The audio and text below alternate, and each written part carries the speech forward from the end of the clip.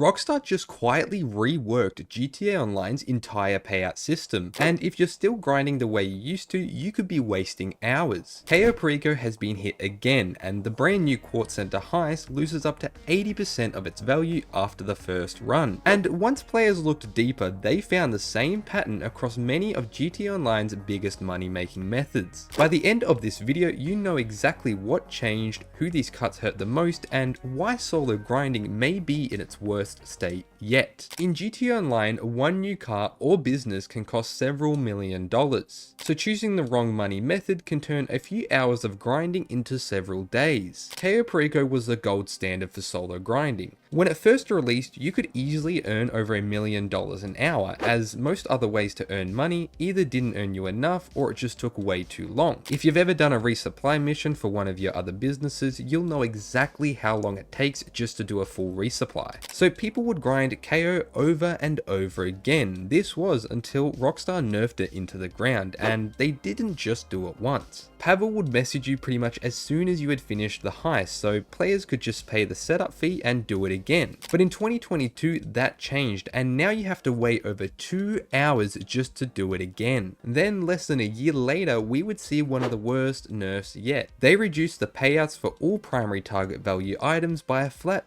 $300,000 for each, while also quadrupling the cost to launch the heist to $100,000. So you are effectively losing out on $400,000.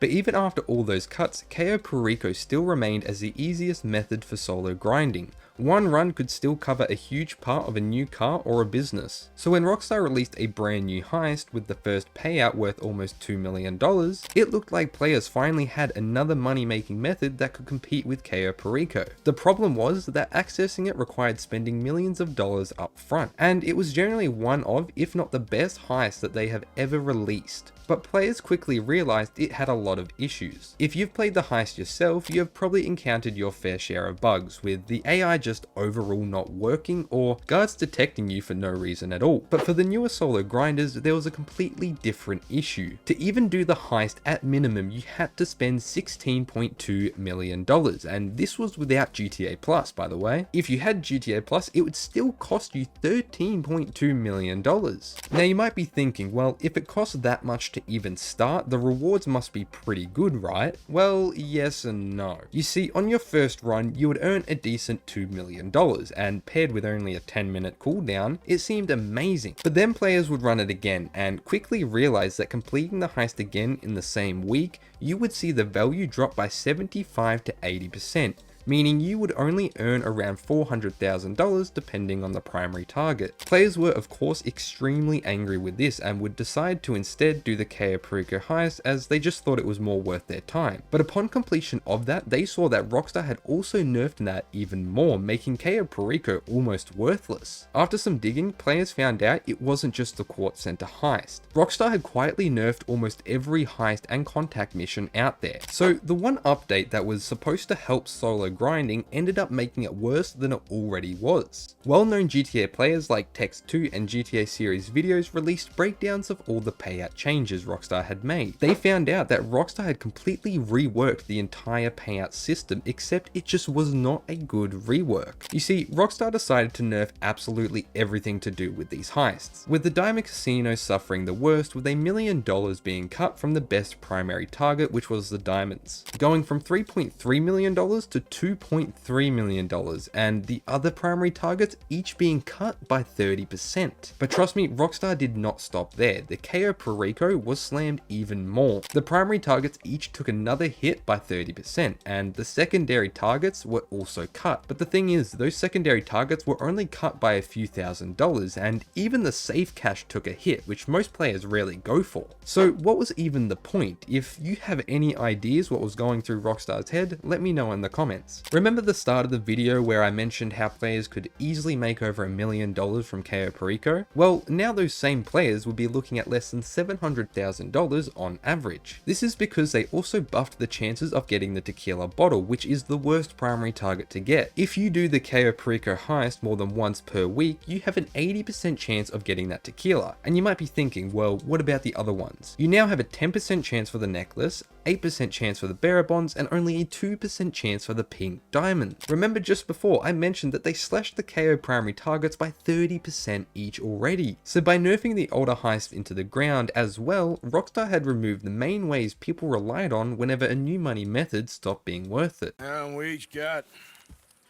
$15. Oh, and a quarter. Don't forget the quarter. Shut up, Arthur. Now, what did Rockstar do to actually combat these aggressive nerfs? They introduced a weekly first time bonus, with some getting up to a 4x multiplier, but it's not as good as it sounds. Let's go back to the most recent heist, the Kortz Center. That gets a massive 4x buff, and if you remember again, after the first completion, you would only get around $400,000 on your second run, which brings it back up to almost $2 million on the higher primary targets. But the problem is that this is only once per week, then it's straight back down to not even being worth it. I have to admit that the diamonds do get a pretty nice buff, going to $4.2 million with a 1.86 multiplier, but again, this is only once per week. Now what about Cayo Perico, because Rockstar has been going hard on this heist, so they must have done something good. Well, this is where it starts to make me question what could possibly be happening within Rockstar. The Cayo Perico has no multiplier whatsoever, so again, they nerfed what used to be the best solo money making method in the game. It's honestly better to not play the game at all and just wait for Rockstar to add a good weekly bonus on businesses or contact missions. They are actively pushing away players from literally playing their game, so instead of picking one reliable grind and sticking with it, players are now stuck chasing whatever missions or